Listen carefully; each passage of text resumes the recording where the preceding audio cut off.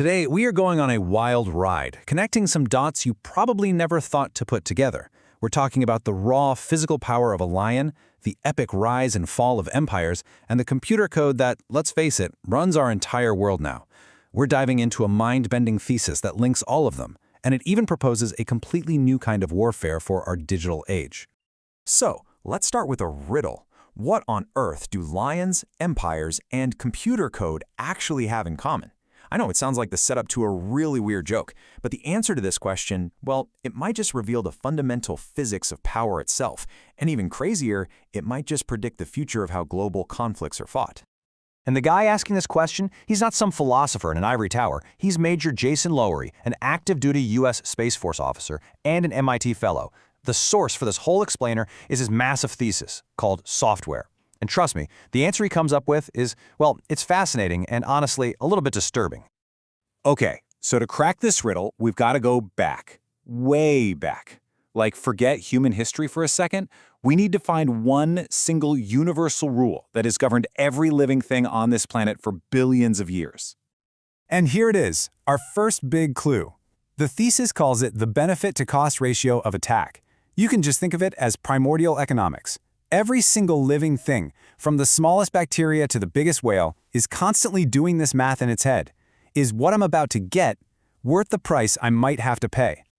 Let's break it down. It's super simple, really. If you're a predator, your entire life is about finding high BCRA targets. You want an easy meal, low risk, high reward. But if you're the prey, your whole existence revolves around one goal, becoming the lowest BCRA target imaginable. You want to make yourself so dangerous, so costly to attack that nobody even tries. And you know, this brutal, simple calculation, it's not just about who gets to eat. It is the engine behind the oldest, most fundamental power game in the universe. A game that decides who lives, who dies, and ultimately, who gets to make the rules. Okay, this quote from the thesis is intense, and it's designed to be. It's meant to shock us out of our clean, Disney-fied view of the natural world. This isn't about good versus evil. This is just physics. It's the unfiltered, raw reality of how physical power hierarchies actually work. So here's the bottom line for this whole section.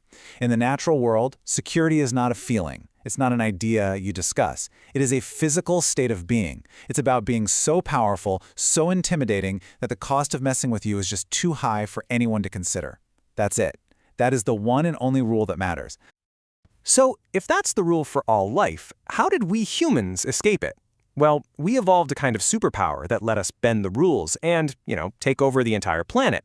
But as we're about to see, that superpower came with a fatal flaw. This chart just lays it out perfectly. On one side, you have physical power. It's real. You measure it in watts and energy. It requires zero trust. A punch in the face is a punch in the face. On the other side, you've got our invention, abstract power. Things like rank, laws, money, it's all based on stories we agree to believe. It's super efficient, but look at that vulnerability. It requires total trust to work. And that's our superpower, storytelling.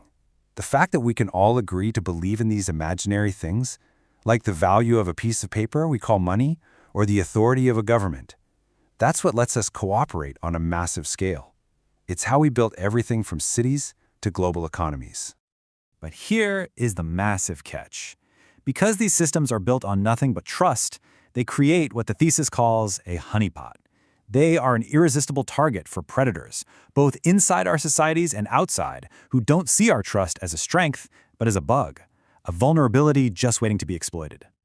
So what happens when that trust finally breaks? I mean, it always does, eventually. What happens when our carefully constructed stories and shared beliefs just fall apart? Well, history gives us a pretty predictable and pretty violent answer. You've probably heard some version of this before. Hard times create strong people create good times, and so on. This idea is absolutely central to the thesis. Societies just get too comfortable. They get soft. They completely forget that all of their peaceful, abstract systems, their laws, their economies, are ultimately backed up by real, physical power. And then they become weak. Their systems collapse, and the cycle starts all over again. Which brings us to this really famous and often totally misunderstood quote about war. The thesis asks us to look at this in a new light. Don't think of war as a failure of politics. Think of it as a different kind of politics, a tool that gets used for a very specific reason when everything else has failed. And here is the shocking answer, at least for the physical world. War is what happens when trust hits zero. It's a violent, terrible, but, in a way, brutally fair reset button.